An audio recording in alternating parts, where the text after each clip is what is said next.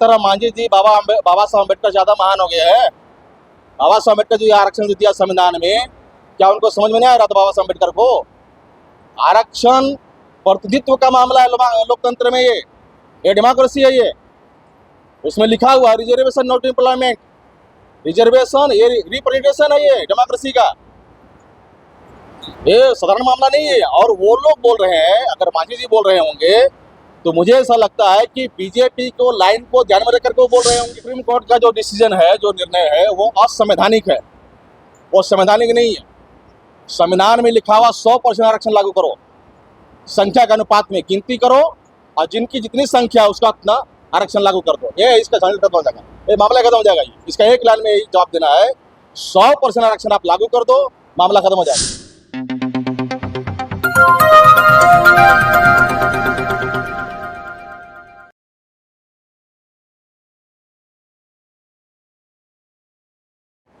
ये भूया एकता मंच के माध्यम से पर्वत पुरुष बाबा दशरथ मांझी जी का 70वां परिनिर्वाण दिवस मनाया जा रहा है।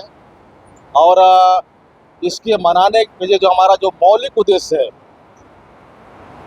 जो हमारा मकसद है, वो मकसद है कि भूया जाति की बिहार भर में, केवल गया जिला में ही नहीं, बिहार भर में बहुत ज़्यादा इसकी संख्या है, इसकी शेड्यूल कास्ट में। तो संख्या होने के बाद भी इसके ऊपर इतनी सामाजिक, आर्थिक, धार्मिक, राजनीतिक समस्याएं निर्माण हो रही है।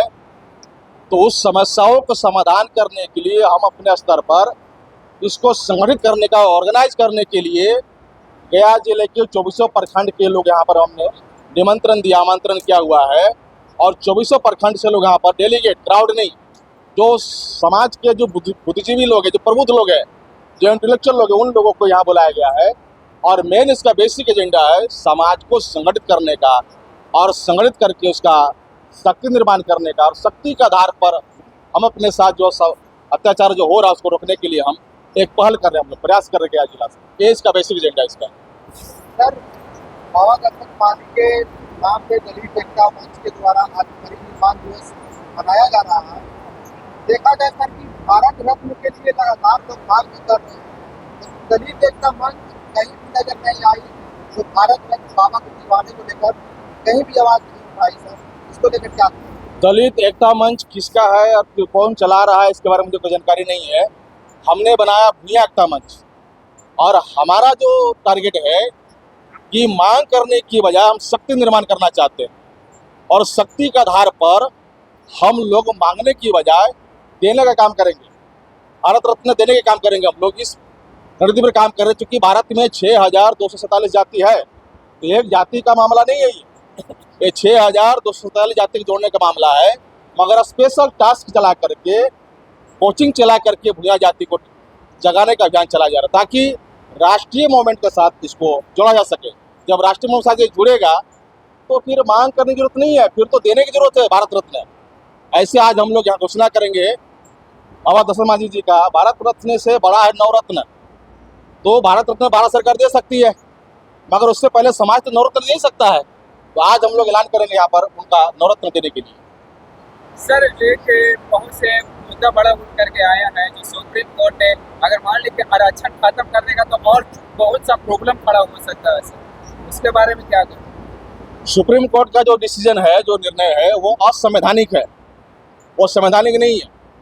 संविधान में लिखा हुआ 100% आरक्षण लागू करो, संख्या के अनुपात में गिनती करो, और जिनकी जितनी संख्या है उसका उतना आरक्षण लागू कर दो। ये इसका खत्म हो जाएगा, ये मामला खत्म हो जाएगा। इसका एक लाइन में यही जवाब देना है, 100% आरक्षण आप लागू कर दो, मामला खत्म हो जाएगा।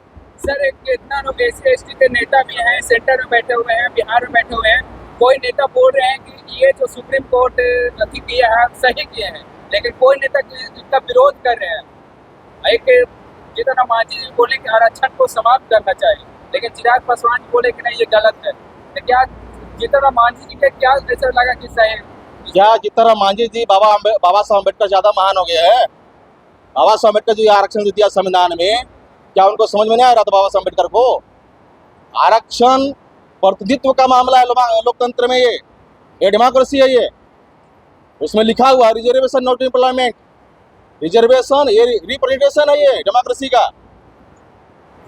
ये साधारण मामला नहीं है। और वो लोग बोल रहे हैं, अगर मांझी जी बोल रहे होंगे तो मुझे ऐसा लगता है कि बीजेपी को लाइन को ध्यान में रखकर के वो बोल रहे होंगे। सर एक सवाल और है, लगातार मांझी समाज पर, किसान समाज पर अत्याचार हो रही है।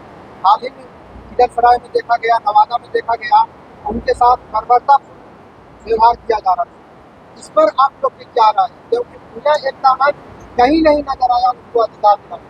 इसका एक ही उपाय है, जब तक जन संगठन नहीं बनेगा, जनशक्ति निर्माण नहीं करेगी, जनशक्ति के आधार पर आप अत्याचार रोक सकते हैं। पहले ही बता चुके हैं हम। इसको केवल गया भर में नहीं, इसको हम पूरा बिहार में लेके जा रहे हैं और बिहार के 38 जिले में जाएगा ये। बिहार का 8,534 ब्लॉक में जाएगा ये, और 8,350 ग्राम पंचायत में जाएगा ये। और बिहार के अंदर में 45,000 गाँव में संगठन जाएगी। हम ताकत बनाएंगे इसका। सर एक सवाल और है, बिहार में अलग अलग संगठन बना हुआ है, बहुत संगठन के नाम भी हम आपको बात करा दीजिए। विकास परिषद है, बीएबीपी ग्रुप चलता है, बिहार मुसाहिर सेवा संघ चलता है। ये अलग अलग ग्रुप बना करके लोग अलग अलग खेमे में बांटे हुए सर। ये हकीकत इसलिए भी है कि आप देख ही रहे होंगे कि आपके पीछे, आपके सामने कोई क्या आपको बता ही रहा होगा कि लोग बटे हुए। इसको एक होने के लिए क्या करना? सबसे पहले यहाँ जो बुलाया गया 24 प्रखंड का, ये क्राउड नहीं है, ये डेलीगेट है। डेलीगेट का मतलब जो संगठन का नेतृत्व करने वाला हमारा टीम है, अलग अलग प्रखंड में, अलग अलग पंचायत में, वो सिलेक्टेड लोग हैं, उनको यहाँ बुलाया गया है। दूसरी बात, जितने भी संगठन आए ऑल बिहार में है, सभी संगठनों को हम संगठित करने का प्रयास कर रहे हैं, उनको एक मंच पर लाने का प्रयास कर रहे हैं। कॉमन मिनिमम एजेंट बनाएंगे हम लोग। कॉमन मिनिमम एजेंडे पर आपको एक मंच पर आना होगा, इसकी हम शुरुआत कर रहे हैं। आपका परिचय? राम लगन भुइयां। परिचय का तो यही हमारा परिचय है। का कार्यक्रम भुइयां एकता मंच के तहत 14 प्रखंड के प्रतिनिधियों को बुलाया गया है, और ये एक तरह से प्रबोधन कार्यक्रम भी है। और हमारे ऊपर जो विभिन्न क्षेत्रों में जो अत्याचार जुल्म हो रहे हैं, उस पर गौर किया जाएगा कि इससे कैसे निजात पाया जाए। हम सब मिलकर इस पर विचार करें। आज के कार्यक्रम के प्रति हम लोग बहुत विस्तार से इसका मंथन काफ़ी दिन से कर रहे थे कि भुइयां एकता मंच बनना चाहिए।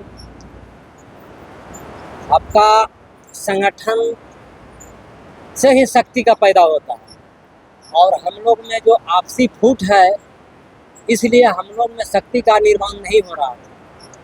लेकिन इसके प्रति मैंने हम लोग विचार रखे कि नहीं, जब तक हम लोग शक्ति प्रदर्शन करे खातिर जब तक हम लोग संगठन नहीं बनाएंगे, तब तक शक्ति आने का कोई मतलब रास्ते नहीं बनता।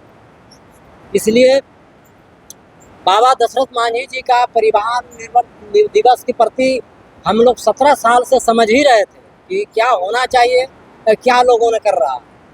तो हम लोग तो यही सोचे कि मृत्यु के टाइम में गम होना चाहिए, अब यहाँ मृत्यु के टाइम में खुशी की बात होता है। ऐसा क्यों होता है? इसलिए उनका भूल भुलैया है। अब इसी का मतलब हम लोग का जवाब में मतलब हम लोग का तैयारी बनाना है, और आपका भुइयां एकता मंच के माध्यम से पूरा 14 प्रखंड को एक जगह बुलाएंगे, हॉल में बुलाएंगे। आपका शून्यकाल मतलब जगह में रखेंगे कि खास करके ये अपना समाज जाने, या किसी और दूसरों की आमंत्रित नहीं रहेगा। और एक एक चीज़ का मैंने अवगत कराऊंगा कि हम लोग का संगठन एक गुंजाइश है, संगठन बन जाएगा तो शक्ति पैदा हो।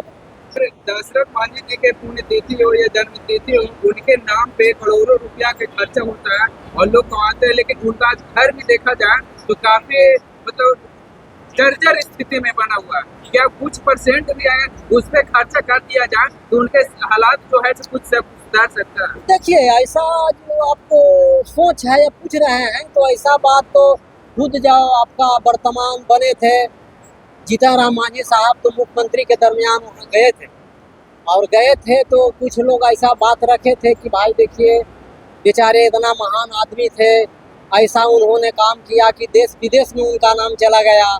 और आज के मतलब डेट में जो फूस का घर है वही रह गया, और इनका नाम से फिल्म चल रहा है, विदेश में चल रहा है, और पता न कितना गायक लोग पैसा कमा रहे हैं, तो आज तक इनका कोई परिवर्तन नहीं हुआ। तो इन्होंने बोले कि अरे फूस का घर भी आरामदेह है। अच्छा, ये